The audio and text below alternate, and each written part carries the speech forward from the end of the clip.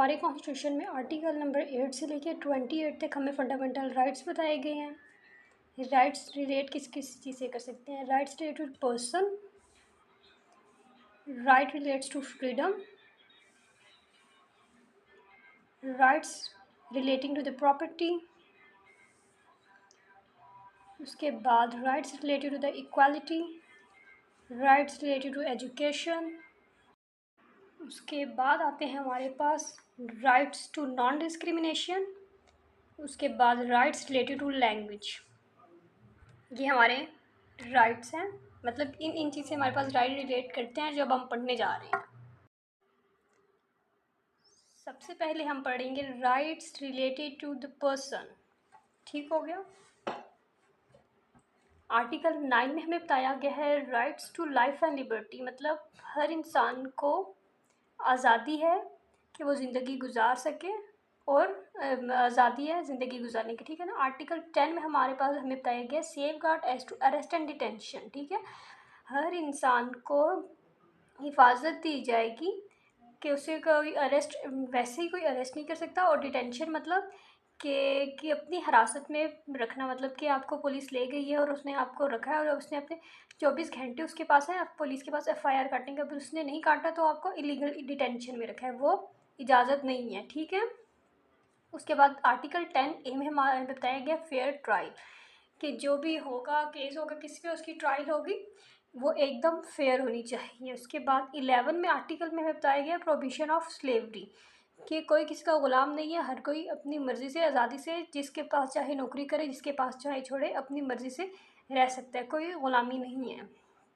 मतलब आप नौकरी करते हैं, आप नौकर नहीं हैं फिर भी, कि जैसे कि आप किसी दफ्तर में नौकरी कर रहे हैं और आपका दिल है छोड़ देने का, आप तो रिज़ाइन दे सकते हैं, बंदा आपको जो मालिक है आपको ज़बरदस्ती अपने अंडर काम नहीं करवा सकता। आर्टिकल 9 है प्रोटेक्शन अगेन रिट्रोस्पेक्टिव पनिशमेंट, कि यहाँ पे हमें रिट्रोस्पेक्टिव पनिशमेंट के बारे में प्रोटेक्शन मिल रही है। इसका मतलब है कि सबका सज़ा, मतलब कि अगर आपने आज कोई जुर्म कर लिया, इसकी कोई सज़ा है तो आपको मिल जाएगी। ऐसा नहीं है कि आपने आज जुर्म किया और उसकी सज़ा तब तक नहीं थी, 3-4 साल बाद आई, फिर आपको पुलिस पकड़ के ले जाएगी कि आपने फ़लाँ टाइम पे फ़लाँ जुर्म किया था, अब उसकी सज़ा आ गई है, अब आपको सज़ा मिलेगी। ऐसा कोई सिस्टम नहीं है। ठीक हो गया।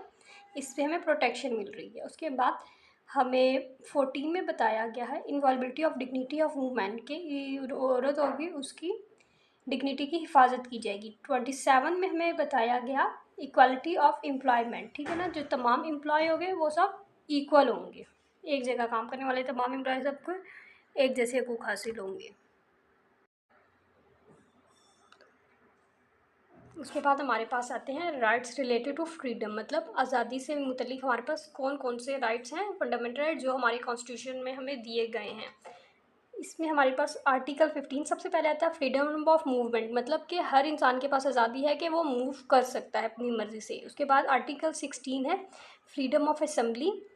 असेंबली मतलब मुख्तलिफ़ लोग एक साथ मिलकर जो कहीं आए जाएँ या कुछ भी कर सकते हैं, मगर लीगल होना चाहिए। इलीगल तो नहीं हो सकता, मतलब लीगल है तो असेंबली है, परमिशन है। आर्टिकल 17 में फ्रीडम ऑफ एसोसिएशन और यूनियन, मतलब कि लोग मिलजुल कर जो एक साथ ग्रुपिंग वगैरह यूनियन बनाकर रह सकते हैं, इस बात की हमें कॉन्स्टिट्यूशन आज़ादी दे रहा है। उसके बाद आर्टिकल 18 है freedom of trade business and profession, हर इंसान को इजाज़त है कि वो अपने मर्ज़ी का ट्रेड बिज़नेस या कोई भी प्रोफेशन जो भी वो चाहे वो अडॉप्ट कर सकता है।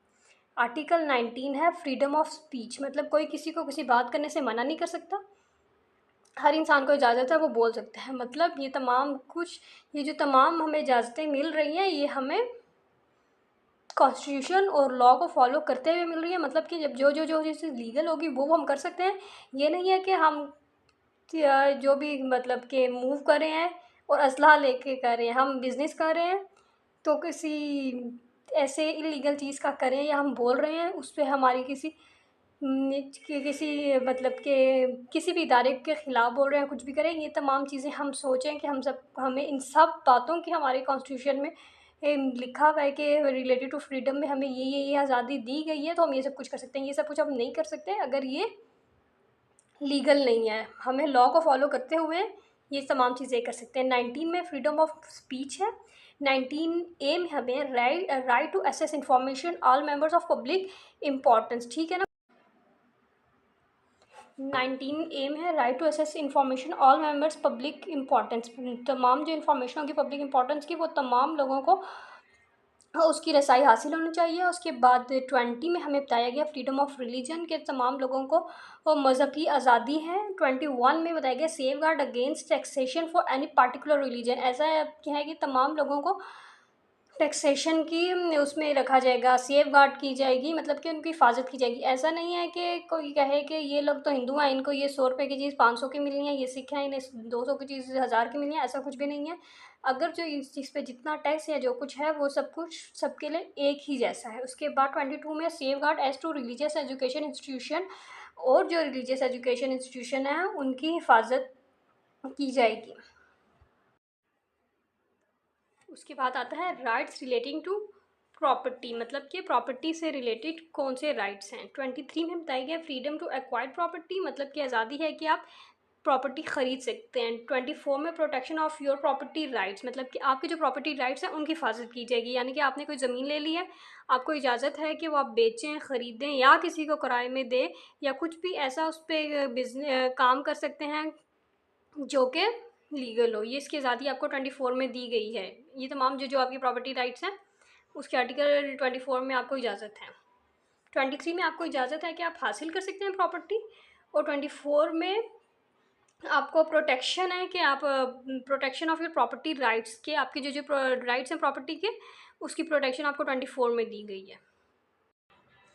उसके बाद हमारे पास आते हैं राइट्स रिलेटेड टू इक्वालिटी, मतलब इक्वालिटी मतलब बराबर, मतलब तमाम लोगों को बराबरी के हकूक़ दिए जाएंगे। 25 में हमें क्या किया, ऑल सिटीजन आर इक्वल, मतलब तमाम शहरी जो हैं वो एकदम एक जितने हैं। No discrimination on the basis of gender, किसी जेंडर की बेस में कोई उनको फ़र्क नहीं किया जाएगा। Protection of women and children, औरतों और बच्चों की हिफाजत की जाएगी। हमें इक्वालिटी हमें आर्टिकल 25 में दिया गया है, ठीक हो गया।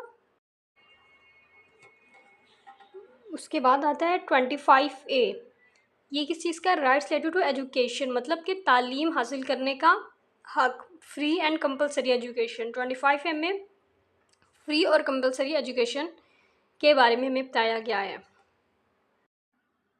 अब हमें बता रहे हैं कि राइट्स टू नॉन डिस्क्रिमिनेशन, कि हमें किसी किस्म की डिस्क्रिमिनेशन नहीं करनी। 26 में आर्टिकल 26 में बताया गया right to access public places, मतलब कि राइट, सबको राइट है कि वो पब्लिक प्लेसेस की रसाई हासिल कर सकते हैं। 27 में हमें बताया है आर्टिकल में safe guard against discrimination in services, के सर्विसेज में हमें कोई डिस्क्रिमिनेशन नहीं चाहिए, इनमें हिफाजत की जाएगी सर्विसेज में डिस्क्रिमिनेशन करने की।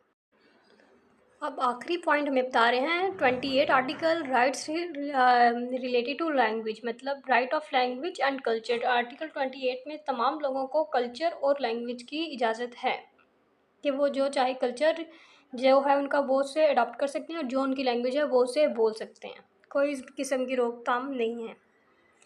कौमी ज़ुबान तो उर्दू ही है, पर लोग अपनी जो ज़ुबान है, मदर टंग है, या जो भी गाँव इलाके की ज़ुबान है वो बोल सकते हैं, उनको राइट है इस बात का।